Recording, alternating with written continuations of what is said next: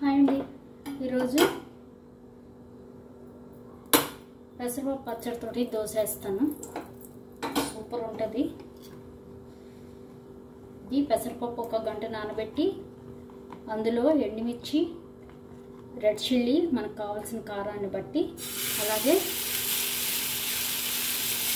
జీలకర్ర, ఇంగువ, cumin seeds, red chilli, ఇంగువ వేసి మిక్సీ వేసుకోవాలి. ఇలాగా రెడ్గా ఉన్న సాల్ట్ వేసి, ఇది రైస్లోకి బాగుంటుంది. ఒట్టిది కలుపుకుంటే పచ్చడి అది ఇలా అట్లా వేసుకుని రైస్లో నంచుకుని తిన్నా బాగుంటుంది, లేదు ఇలా ఒట్టి తిన్నా బాగుంటుంది. దోశ పెసరపప్పు పచ్చడి అన్నంలోకి బాగుంటుంది. ఆల్రెడీ నేను పెట్టాను అది. అలాగే ఆనియన్ కొరుక్కుని తింటే బాగుంటుంది. అలాగే ఇలాగ దోశ వేసుకుని తిన్నా బాగుంటుంది అన్నంలోకి, లేదు ఒట్టి తిన్నా బాగుంటుంది. సూపర్ ఉంటుంది.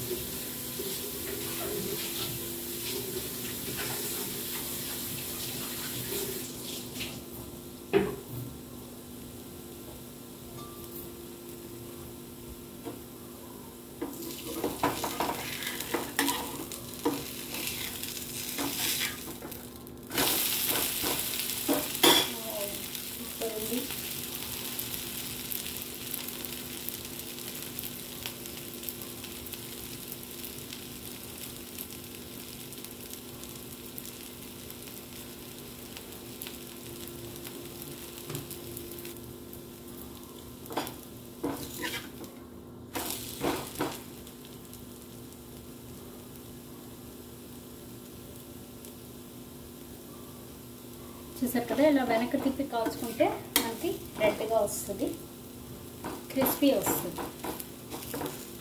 ఇందులోనే అన్ని రకాల పప్పులు వేసి కందిపప్పు, మినపప్పు, పెసరపప్పు, శనగపప్పు అన్నీ కలిపి ఇలాగే అడ అని కూడా వేసుకుంటారు. ఇందులో బియ్యం, కొబ్బరి కూడా వేసి రుబ్బుతారు. నేను ఇది ఒట్టి పెసరపప్పుతోటే వేస్తాను. ఇలాగా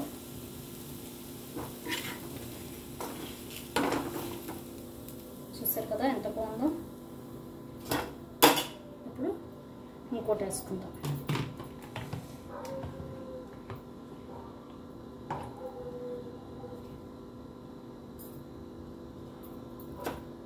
ఇంకోటి వేయాలంటే ఫస్ట్ నూనె వేసుకోవాలి, అప్పుడే బాగా వస్తుంది ఎర్రగా. నూనె వేసుకున్నాక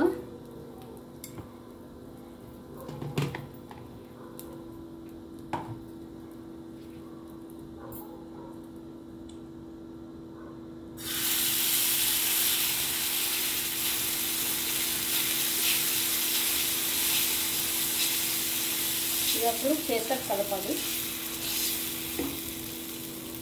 చూసారు కదా, ఇది సూపర్ ఉంటుందండి. ఇందులో కొంతమంది ఆనియన్స్ కూడా వేసుకుంటారు, వేసి కూడా వేసుకోవచ్చు.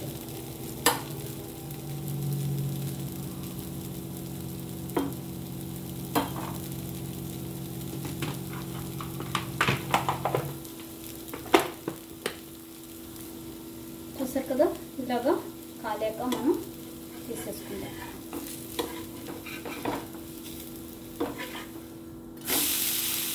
వేసుకొని పైన కొంచెం నూనె వేసుకోవాలి.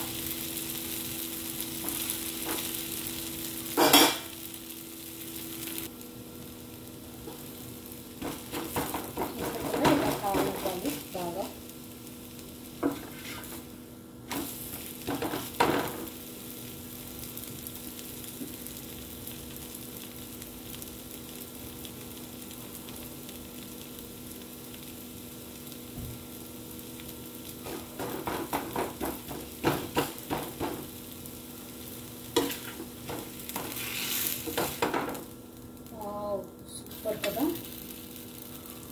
Thank you, bye. Thank you.